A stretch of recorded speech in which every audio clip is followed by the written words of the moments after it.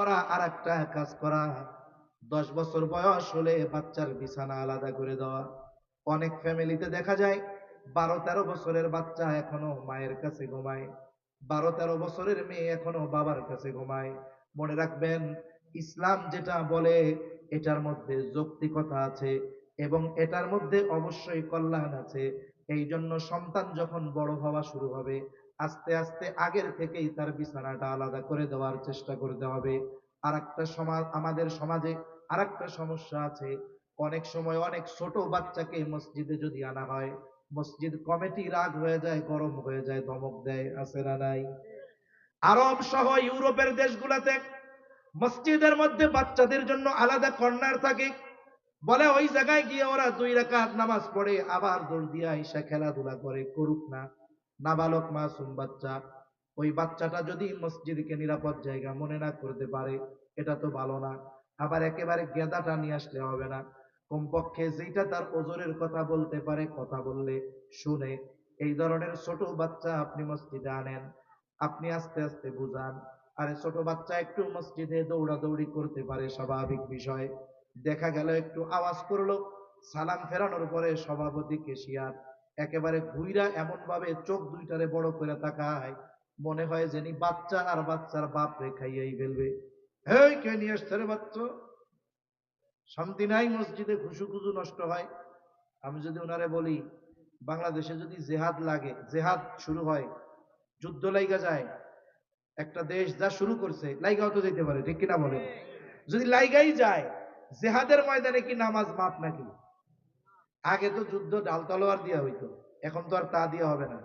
এখন বোম একটা ফালাইছে, আপনি নামাজের মধ্যে আছেন, আপনার খুশু যদি এতই দুর্বল হয়, বাচ্চার আওয়াজে খুশু নষ্ট হলে বোমা ফালাইলে কি হবে?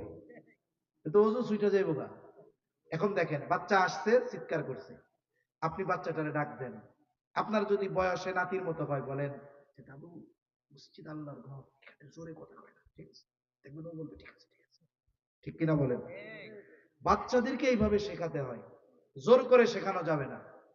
আপনারা বাচ্চারা মসজিদে আসে না, ছোট বাচ্চা, মসজিদ কমিটি অধিকাংশ জায়গায় চিন্তা করে মসজিদের অবকাঠামোগত উন্নয়ন করার চিন্তা বেশি। তাদের চিন্তা হলো এসি ওই মসজিদে 5টা, আমাদের লাগাইতে হবে 6টা, ওই জায়গায় 10 টন, দুর্বটা আমরা লাগাবো 15 টন। কিন্তু মসজিদ কমিটির মূল কাজ ছিল যে মসজিদে মুসল্লি কেমনে বাড়ানো যায়, আমার ইমাম যিনি আছেন তার যেন পারিপার্শ্বিক কোনো চিন্তা না থাকে, এই জন্য তাকে একটা যথাযথ যতটুকু প্রয়োজন ততটুকু পরিমাণ স্যালারি।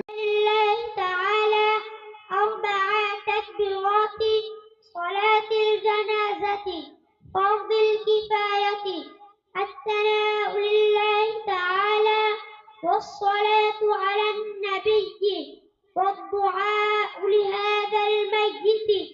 اقتديت بهذا الإمام متوجها إلى جهة الكعبة الشريفة.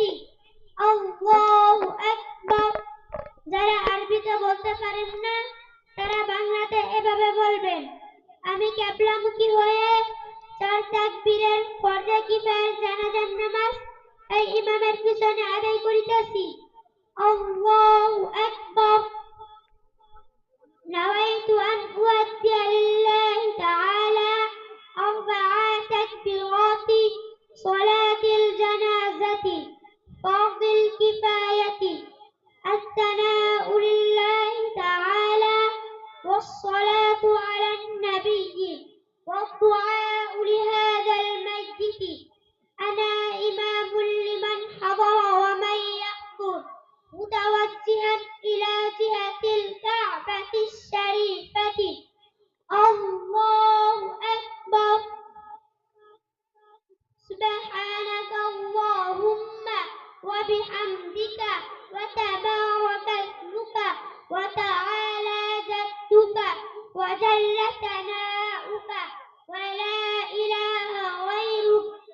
الله أكبر.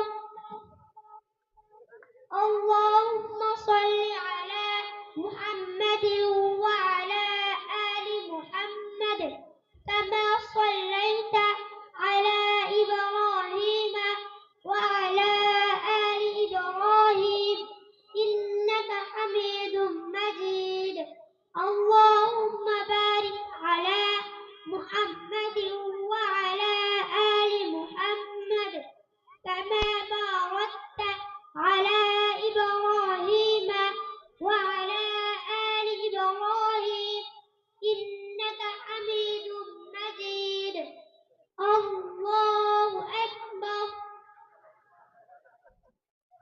اللهم اغفر لحينا وميتنا وشاهدنا وغائبنا وصغيرنا وكبيرنا وذكرنا